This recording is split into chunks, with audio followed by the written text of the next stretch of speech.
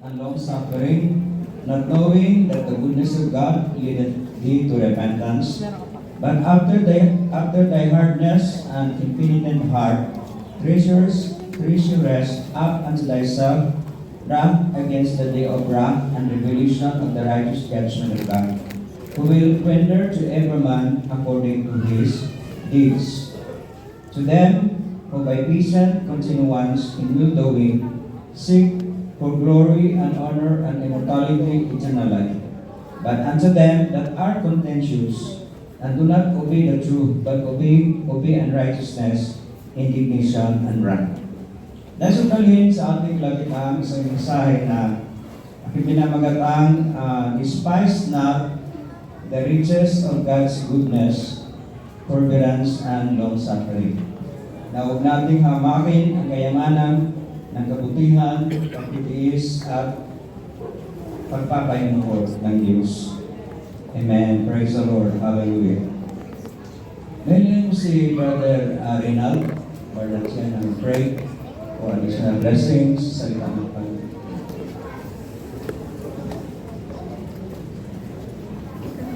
Praise God. Manalangin po tayong lahat, Panginoon. Tunay na napakabuti mo, Lord, sa oras nito na muli, O God, kami ay makakapakinig ng iyong mga salita. Dalangin namin, Panginoon, na patuloy mo, Panginoon, ang aming mahal pasto. Ask, Lord, sa iyong mga salita, Lord, na magdadala, Panginoon.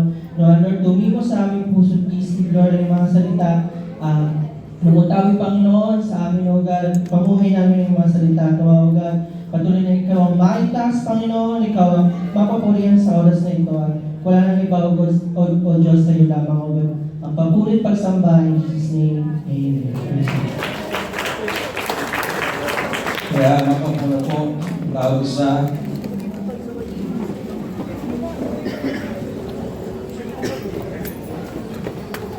lagi po natin nababanggit at alam natin na karamihan sa atin ay naniwala at ito ay katuruan ng banal na kasulatan na ang Diyos na ating pinaglilingkuran ay isang mabuting Diyos.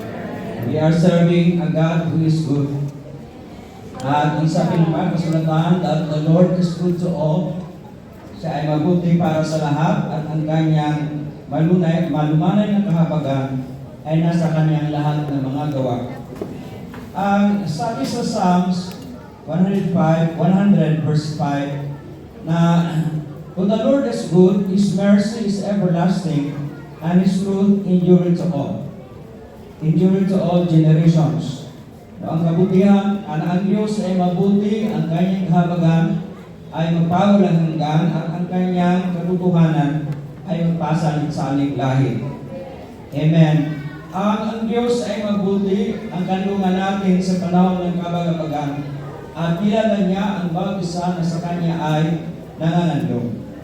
Praise God. At kakibat doon sa sabi natin na ang Diyos ay hindi lang mabuti, dapat siya ay mayaman sa kabutihan. He is rich in goodness. At kakibat doon sa ang Diyos ay mabuti, siya rin ay Diyos na mahabagin. God is merciful and God is gracious, mapagbiyaya. At ang sabi sa Psalms 103 verse 8, the Lord is merciful and gracious, slow to anger and plenteous in mercy. Amen. Ang Diyos ay mahabagin at mapagbiyaya at banayad sa kaalitan at sagana sa kahabagan. At alam natin na ang kabutihan ng Diyos ay nahayag na ang kanyang pag-ibig, He has made available to all. At ang kanyang kaligtasan, ang kanyang kapangyarihan, ang kanyang biyaya, He has made available to all. At ang sabi sa Lamentation chapter 3, 22 to 24, na it is of the Lord's mercies that we are not consumed, because His compassions fail not. They are new every morning. Great is thy faithfulness. Amen. Dahil sa kahabagan ng Panginoon, hindi tayo napapahamak, hindi tayo nangalipol, dahilan sa ang kanyang kagandahang loob ay hindi nauubos. Ang kahabagahan ng Panginoon ay bago bawat umaga. Amen. At dakila ang kanyang katapatan. Amen. So God is rich in mercy. So Ephesians chapter 2 verse 7 speaks of the exceeding riches of His grace. Amen. So siya ay mayaman sa kahabagahan at mayaman sa biyaya. Amen. At ang kayamanan ng kanyang biyaya ay pinahayag nung siya nag-alay ng kanyang sarili doon sa krus upang tayo ay tubusin mula sa ating mga kasalanan. Amen. Lagi natin nababanggit ang sabi ng Apostol Pablo sa Ephesians chapter 1 verse 7 na sa kanya tayo naman ay may katubusan sa pamagitan ng kanyang dugo at kapatawaran ng ating mga kasalanan ayon sa kayamanan ng kanyang biyaya. Praise God. That we have forgiveness of sins according to the riches of His grace. Amen. Then, pagsabi natin forbearance and long-suffering, pagtitiis at pagpapahinod, ito ay dalawang term na we oftentimes interchangeably use. Parang halos synonymous terms sila. Okay, so ang forbearance, it refers to patient restraint. Parang it is the act of holding back his righteous anger and deserved wrath against sin, not out of indifference, but to demonstrate His mercy. Amen. Kaya ito ang sabi nga ng mga kasulatan na ang Diyos ay nanayag sa kalitan. Siya ay mapagtiis. Parang he holds back yung kanyang kalitan at kamputan na yan ay naka-reserve sa kasalanan. Hindi sa binabaliwala niyang kasalanan at kapwa parang ipahayag sa katauhan ng kanyang kahabagan, biyaya. Amen. Not because of indifference, but to show and demonstrate to us His great mercy and the richness of His grace. Ang long-suffering o kaya pagpapainuhod means a long-tempered, also means slow to anger. But ito ay nangahulugan na ang Diyos ay mabilis sa pagpapatawad. God is quick to forgive. Amen. And then He patiently bearing repeated wrongs. Kumbaga, pag tayo nagkasala, hindi niya tayo kaagad pinarusahan. At sabi nga ng mga kasulatan, ang Diyos ay mapagpahinuhod sa bawat isa sa atin. O God is not slack concerning His promises. Ang Diyos ay hindi nagpapaliban sa kanyang mga pangako tulad na pagpapaliban ng iba. Dapat ang Diyos ay mapagpahinuhod sa bawat isa sa atin sapat ayaw niya na ang sino naman ay mabahamak bagkos ang bawat isa ay dadako sa pagsisisi. God is long-suffering to usward that He is not willing that any should perish but that all should come to repentance. Contempt. Yung contempt ay parang hindi pagpapahalaga, parang binabaliwala natin ang halaga na ito. Meaning, we simply disregard them or they are unworthy of consideration to the point of rejection. Na pag hindi natin pagtanggap sa mga bagay na ito. So it is a condition where a person cannot understand or appreciate spiritual things, viewing them as worthless. Na minsan ang kayamanan, ng kabutihan, ng pagtitiis at pagpapainod ng Diyos sa ibang tao na kapatid ay hindi mahalaga. Amen. Na hindi nabibigyan ng parang konsiderasyon. Katulad ni Esau na sabi naman kasulatan, banal na kasulatan, he despised the birthright. Binaliwala niya at di napapalagahan ang kanyang pagkapanganay. So to despise ay hindi pagpapahalaga o pagpapaliwala sa spiritual na mga bagay, mga banal na bagay, katulad na salita ng Diyos at kautusan ng Diyos. So if we think that we are serving a God who is good, and we think that God is a God who is long-suffering and patient, mga kapatid, we should not think of them lightly. Amen. And just simply dismiss them as insignificant. Sapagkat, mga kapatid, kung ating hamakin ang kanyang kabutihan, pagtitiis at pagpapahinuhod, ang sabi ng mga kasulatan ay maaaring igawad sa atin ng Panginoon sa bandang huli ang kanyang righteous indignation o magwid na kaalitan. Sabi sa atin ng mga kasulatan sa Psalm 7 verse 11, God judgeth the righteous and God is angry with the wicked every day. Amen. Ang Diyos ay hatulan niya magwid yung judge doon speaks of God will reward us according to His God will reward every man according to his deeds. Pero ang Diyos ay nabubuot sa masama sa bawat araw. Amen. Sa talatang ating binasa, mga kapatid, sa Romans chapter 2, verse 4 hanggang 11, mga kapatid, ay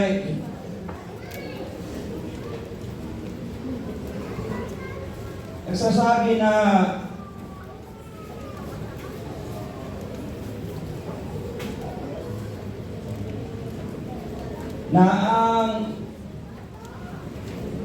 ang kabutihan ng Diyos ang siya mag-aakay sa atin o maghatid sa atin tungo sa pagsisisi. Pero sabi ni Apostol Pablo sa Iglesia ng Roma na dahil sa katigasan ng kanilang mga puso at because of the hardness of their heart and their impenitent heart. Yung impenitent ay nasabing parang without not feeling shame, hindi naramdaman ang kahiyan, no? At walang it does not regret about one's actions or attitudes. Hindi pinagsisihan ang kanyang mga gawa at ang kanyang pag-uugali at pamumuhay. Sabi ng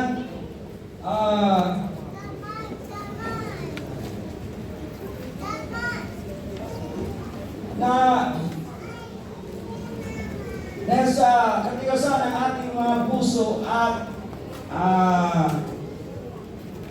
puso hindi nagsisisi ay nag-iipon tayo o nag-iipon tayo para sa ating mga sarili ng kaputan, sa karawan ng kaputan at pagpapahayag ng tapat na paghuhukom ng Diyos.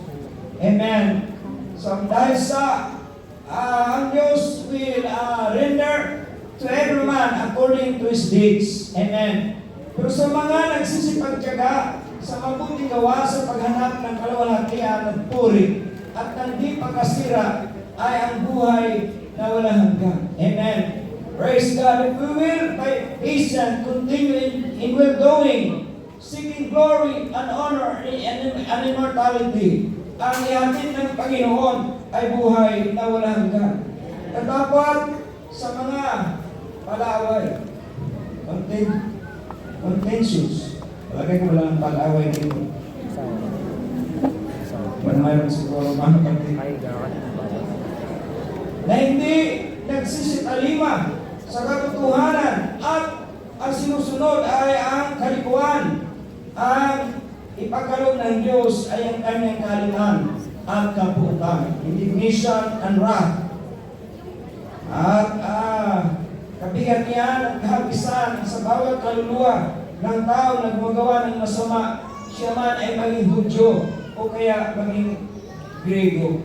Pero kaluwalhatian at kapurihan at kapayapaan sa bawat tao na gumagawa ng mabuti, siya man ay Hudyo o kaya Grego. Sapagkat ang Diyos ay hindi nagtatangi ng tao. Praise God. Hallelujah. Sa Romans 11 verse 22 ay nagsasaad na, behold. Yung behold dito ay nagpupunod na consider, o kaya masdan, o pag-isipan ang kabutihan at kabagsikan ng Diyos. Behold therefore the goodness and severity of God. On them which fell, sa mga nangahulog ay kabagsikan. Pero sa inyo ay kabutihan kung kayo magpapatuloy sa kabutihan. If you will continue in His goodness, praise God. Otherwise, then also shall thou be cut off. Ito ay tumutukoy na, batid, sa bayan ng Israel na siyang natural branch ng isang puno ng olibo. Pero sila ay pinuto ng Panginoon dahil sa di pagsampalatay because of their unbelief and because of their tumigil sila sa paglagak ng kanilang pananalig sa Diyos. At the only kumbaga sila ay nagmamataas sa kanilang mga sarili because of their pride and their arrogance and self-righteousness. Akala nila sila ay mabuti at matuwid na sa kanilang sariling pananaw o paningin sa kanilang mga sarili. At ay babala ni Apostol Pablo na kung pinuto ng Diyos ang bayan ng Israel na siyang natural na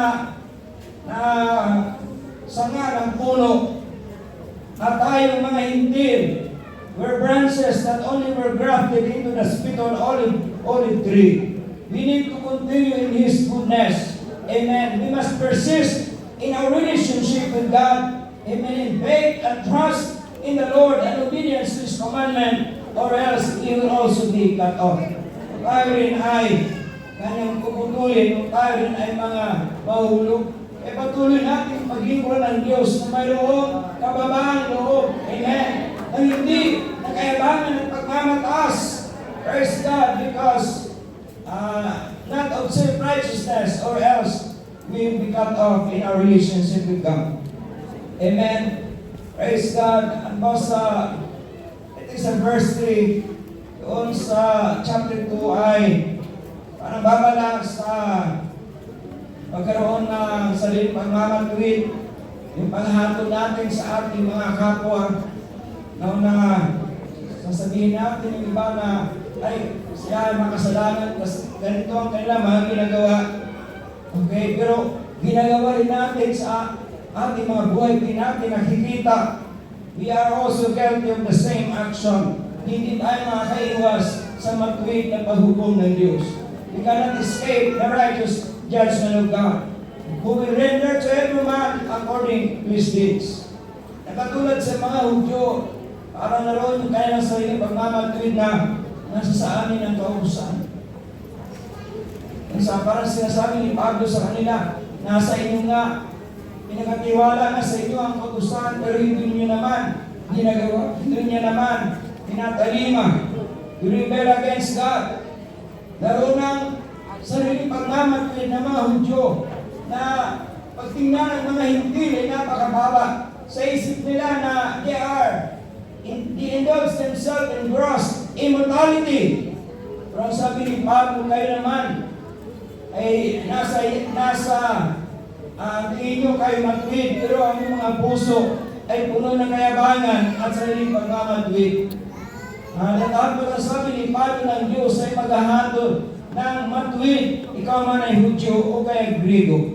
Amen. But God is good. Amen. God is kind and forbearing and long-suffering and merciful and gracious. Amen. Huwag natin hamakin ang dakilang kayamanan ng kabutihan at pagtitiis at pagpapahinuhod ng Diyos. Amen. If we believe that these important characteristics of God, amen, kung atin lamang isipin na gaano kabuti ang Diyos sa ating mga buhay, ito ay mag-aakay sa ating mga kapatid tungo sa dambana ng pagsisisi. Praise God, na ituwid natin ating mga buhay sa harap ng Diyos. At kung tayo ay dadako sa Panginoon sa pagsisisi, ang repentance ay mag-aakay sa atin tungo sa isang panibagong buhay. It will lead us to walk in the newness of life.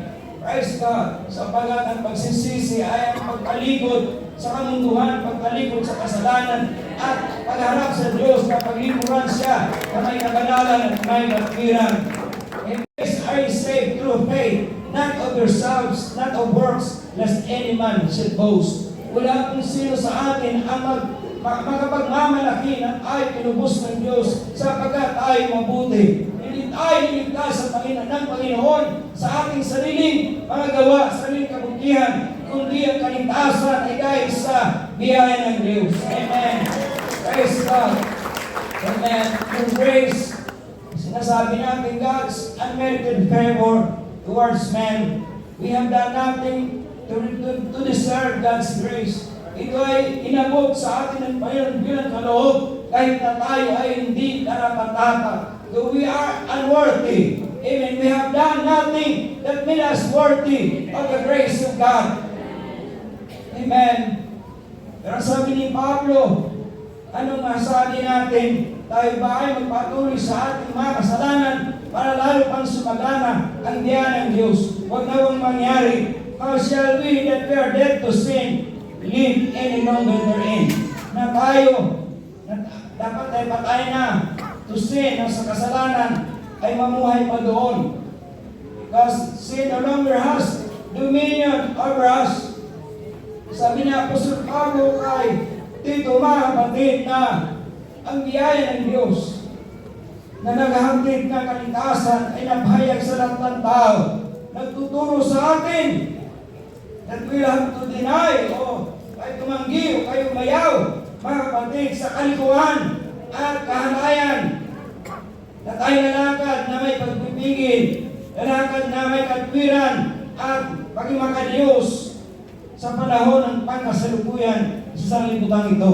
Amen. Grace is not a license to sin. Amen. That grace does not provide a license to sin, but empowers believer to say no to ungodliness, to say no to worldly desires. Amen. And that give us power to live righteously in this sinful world and to do the things which pleases Him. Praise God. Hallelujah. Amen.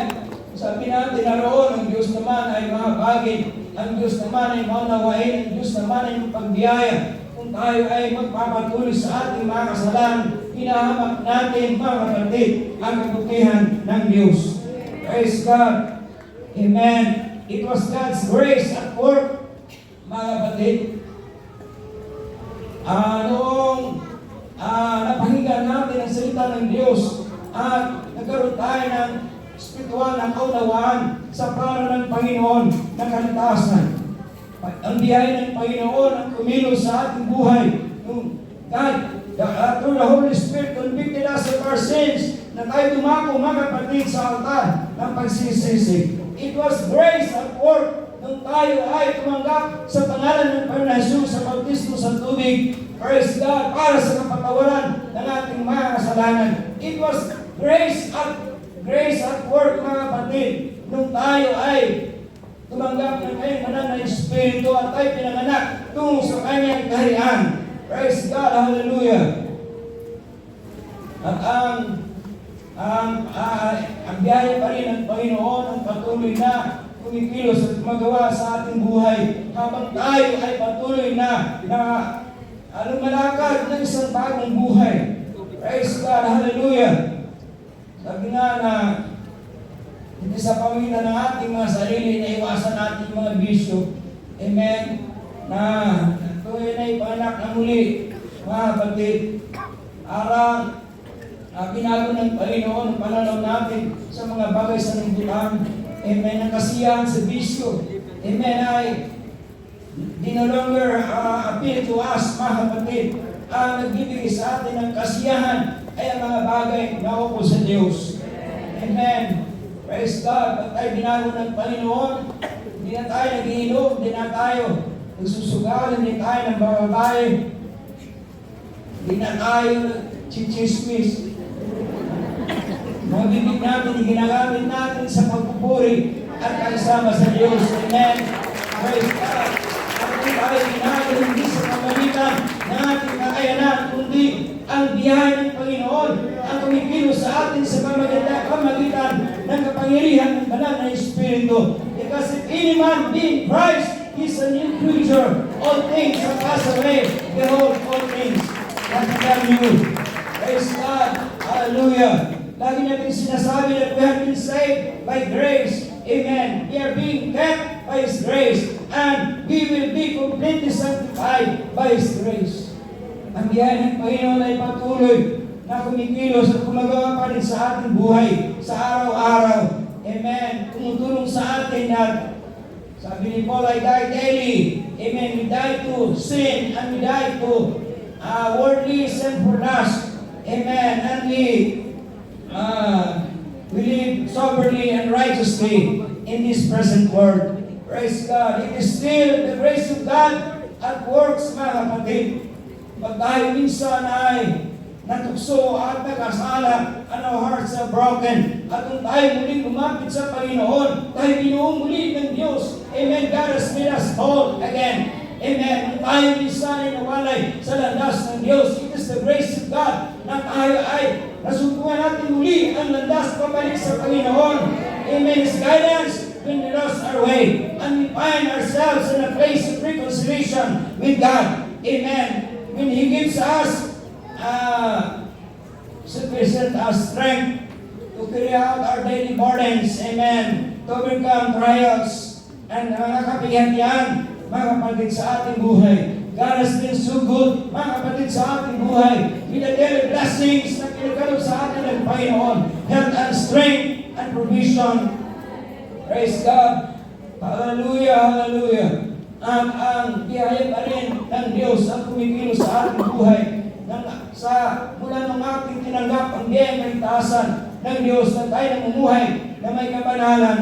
Amen. Sapat hindi magiging sapat ang pagtapon natin sa bahay ng Diyos o sa ating mga pagsamba kung tayo ay namumuhay sa kasalanan, because we need to worship God. We need to worship in the beauty of His holiness. Be holy, for the Lord which hath called you is holy. So be holy in all manner of conversation. Everybody say amen. Amen. Praise God, hallelujah. Sa 1 Thessalonians chapter 5, verse 23 hanggang 24, sasabi, the very God of peace sanctify you wholly. Ng Diyos ng kapayapaan ay pakapanilin kayo ng kabuhan. Amen. Sabi ni Paul, I pray to God na inyong buong espiritu at kaluluwa at buong katawan, amen, will be preserved, blameless, na walang anumang kapintasan hanggang sa muling pagparito ng ating Panginoon Kristo. At matapat siyang tumawag sa atin, and He will do it. Amen. Ang Diyos tumawag sa atin, siya rin ang gagawa sa ating buhay. Amen. That we will be preserved, blameless, until the coming of the Lord Jesus Christ, holy, soul, body, and spirit. In the grace of our Lord Jesus Christ, be with you all. Amen. Sa Romans chapter 1, verse 18, nagsasabing, the wrath of God is revealed from heaven. Ang kaputan ng Diyos ay nahayag mula sa langit laban sa kasamaan at laban sa kalikuan. Amen. Of men, kalikuan ng tao, who suppress the truth by their wickedness. Hindi sinasawata ang katotohanan dahil sa kanilang kalikuan. Sabi naman, kasulatan that the wrath of God is upon the sons of disobedience. Ang kaputan ng Diyos ay sa mga suwain, sa mga anak ng di pagsunod. Sabi ng banal na kasulatan na ang Diyos, ang Panginoon Jesus mismo ay mahayag mula sa langit, kasama ang kanyang dakilang mga anghel, His mighty angels, na mayroong nag-aalab na paghiganti sa lahat ng mga hindi kumikilala sa Diyos at hindi nagsisitalima sa Ebanghelyo ng ating Panginoon Kristo, na sila'y parusahan ng walang hanggang kapahamakan mula sa presensya ng Panginoon at mula sa kalulatian ng kanyang kapangyarihan. Nawa ang Diyos, mga kapatid, ay bilangin tayong karapat-dapat that He will count us worthy of this calling Amen, na ating may sa katuparan ang lahat ng mabuting pleasure ng kanyang kabutihan at ang gawa ng pananampalataya na may kapangyarihan. Amen. Ang Panginoon Kristo ay may luwalhati sa atin at ayon sa Kanya, ayon sa biyaya ng ating Diyos at ng ating Panginoon Kristo. Paano tayo makakaiwas, mga kapatid, sa kalitan o kaputan ng Panginoon? Sabi ng 2 Peter chapter 2, di ba, na God did not spare the angels that sin. Hindi, sa pagkasabi sa Tagalog kasi hindi tinatawad. Para spare pa rin, hindi pinilagpas ng Diyos. Nung ang mga anghel sa panguna ni Lucifer ay nagkasala. But they were cast down to hell. Dinulid sa impyerno. Amen. Deliver them into chains of darkness to be reserved unto judgment. Amen. At ang mga tao sa kapanan ng Noe, noong sutulan ng kanilang mga kasalanan at ang kanilang kaisipan ay pawang masama, hindi rin sila pinalampas ng Diyos. Sila ay ginunaw sa pamagitan ng malaking baha. Ang likas ng Panginoon ay si Noe at ang kanyang sambahayan. Kung sa panahon ni Lot, mga kapatid, na hindi pinalampas ng Diyos ang kasamaan at kalikuan ng mga mamamayan ng Sodoma at Gomorrah. Tatapat ito ay kanyang destroyed these cities with fire from heaven and turned them to ashes. Na sila ay naging abo. Ano tayo, mga kapatid, makakaiwas sa kapuntan at kaligtasan, makaiwas sa kahatulan ng Diyos. Amen.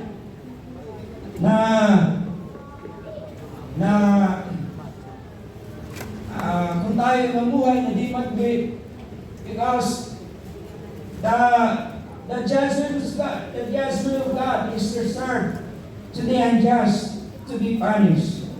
Amen. Kaya sabi ng banal na sulatan, mga kapatid, na dapat tayo ay magpatuloy sa kabutihan ng Diyos. Amen. Behold the goodness of God and the severity of God.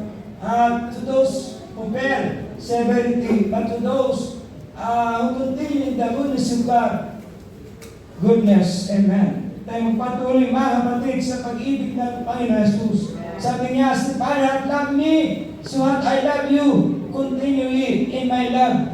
Amen. Dapat tayo magpatuloy, mga kapatid, sa presensya ng Diyos. Amen. Praise God. At tayo magpatuloy sa Panginoon Jesus at na kayo mga salita. Abide in me and my words abide in you. And ye shall ask what ye will, and it shall be done unto you. Amen. Praise God.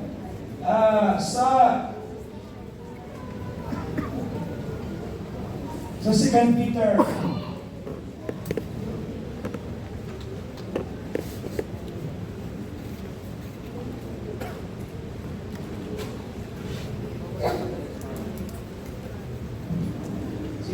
chapter 2.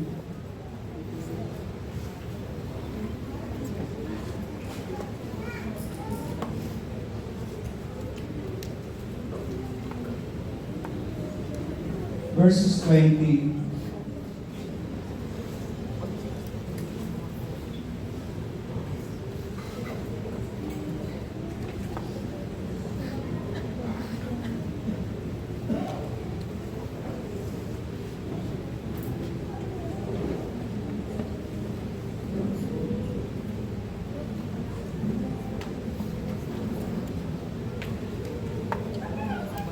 Sinabi dito, mga kapatid, na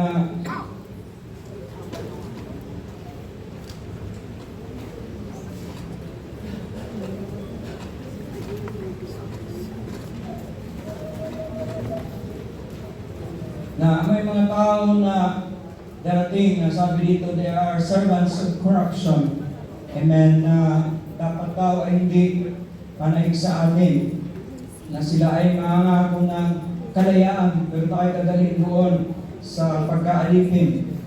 Amen. Verse 20, if after they have escaped the pollutions of the world, through the knowledge of the Lord and Savior Jesus Christ, na tayo ay nakatakas na sa paghahawa sa libutan sa pamagitan ng pagkakilala natin sa ating Panginoon Jesus at tagapagligtas na si Kristo Jesus. Kung tayo ay muling ma-overcome o mahalbinuhan, madaig niyaon, ay lalong sumasama ang huling kalagayan nila kaysa nung una. Sabi sa verse 21, sapagkat magaling pa sa kanila hindi nakilala ng daan ng katwiran kaysa pagkatapos na makilala ito ay tumalikod sa banal na utos na ibinigay ng Diyos. Amen. Sa verse 22 ay nasasabi na sapagkat nangyari sa kanila ang kawikaan tunay at the proverb nagsasabing nagbabalik na muli ang aso sa kanyang sariling suka at paglulubalo sa pusali ang babaeng baboy na nahugasan. Amen. Kaya naroon ang kahalagahan na tayo magpatuloy sa kabutihan ng Diyos. Amen. Sa ating paglilingkod sa Diyos, we must be sensitive to the voice of the Holy Spirit sa ating buhay.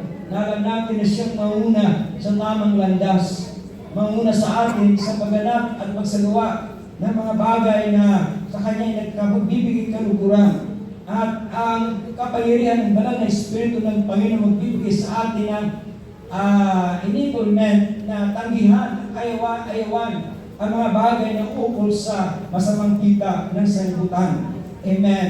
Na huwag na po tayo dapat ma-overcome, mga kapatid, sa mga bagay sa sanlibutan.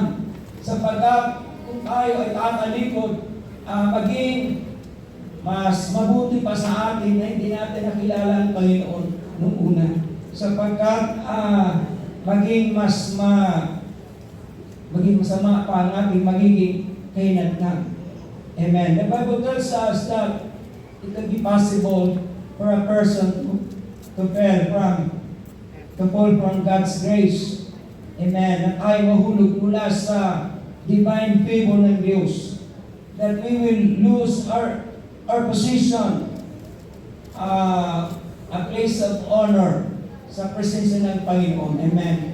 Praise God. Ang sabi nga dito, dapat hapunan to continuance na hanapin na may pagsisikap, mga kapatid, ang mga bagay na ukol sa kaluwalhatian at kapulihan at sa pagsik natin ng immortality at ibibigay sa atin ng Panginoon ang buhay na wala hanggan. Amen. Praise God. Huwag natin baliwalain, mga kapatid, na ang Diyos ay napakabuti sa atin. Amen. Huwag natin baliwalain na ang Diyos ay mapagtiis at mapagpainuhod sa bawat isa sa atin. Praise God. Amen. Praise the Lord. Sa Hebrews chapter 6, verses 4 to 6, mga kapatid, ang sabi dito na parang this speaks of deliberate rejection of Christ na sa isang tao na nakaranas na ng kanyang biyaya, nakaranas na ng kalunagan ng banal na Espiritu tungkol sa Espiritu ng mga bagay, nakaranas na, kanila nalasap na, natikman na ang makalangit na kaloob ng Diyos at sila ay naging kabahagi na ng banal na Espiritu. Pero kung sila ay tatalikod, amen. Or they have tasted the God, the good word of God, and the power of the world to come. Kung sila ay tatalikod, mga kapatid, minsan mahirap na, sa kanya imposible na sila ay ibalik doon sa pagsisisi, sapagkat kanilang pinako ang Panginoon muli at sa hayag na kahiyan. They have crucified Christ once again and put Him into open shame. And this is not simply a temporal backsliding. Hindi na ito simply na lalamig sa paglilingkod sa Panginoon. Pero it is a deliberate rejection of Jesus Christ and His sacrifice on the cross. Na kung tayo papatuloy sa ating mga kasalanan pagtalikod sa Panginoon, there will be a time na hindi na natin maramdaman sa ating mga puso ang kahalagahan, mga kapatid, a desire sa pagsisisi, a desire to repent. We have that desire, mga kapatid, doon sa kahalagahan na muling makipagkasundo sa Panginoon. Amen. Na minsan ay hindi natin napahalagahan ang tungkol sa spiritual na mga bagay. Amen. And there will be a place of no return. Tinatawag natin a place of apostasy. That it will be impossible to renew them again to repentance. I think nabalik ko minsan noong una, noong sa Hong Kong at saka sa China at the time na talagang pag-take over ng communist sa China. Mayroong bridge, mga kapatid, linking sa isang isla ng part ng Hong Kong sa China. At ang mga galing nilang China ay try to escape to China, mga kapatid, to have freedom. Amen. Maraming nag-try na tumatawid doon, pero sila ay nahuli at ibinabalik muli sa China, mga kapatid, sa pamagitan ng bridge na ito. And if they will cross this bridge, hindi na sila makakabalik pa muli. So, patuloy tayo sa kabutihan ng Panginoon. So, yung pag-ibig ay pagpapahinto. Huwag po tayo patuloy, mga kapatid, sa paglayo sa presensya ng Diyos. Or it could be possible that you can cross the bridge of no return. Amen. Sabi doon sa mga talating ating binasa na sa mga matwid at mga liko, mga kapatid, ay nakalaan ang kaputan at kaalitan ng Diyos. Kung sa ating manatili sa kabutihan ng Panginoon, ang ating tatanggapin ay ang kanyang kabutihan, ang kanyang kahalagahan at ang kayamanan ng kanyang biyaya. Praise the Lord. Everybody say praise the Lord. Shall we all stand, mga kapatid?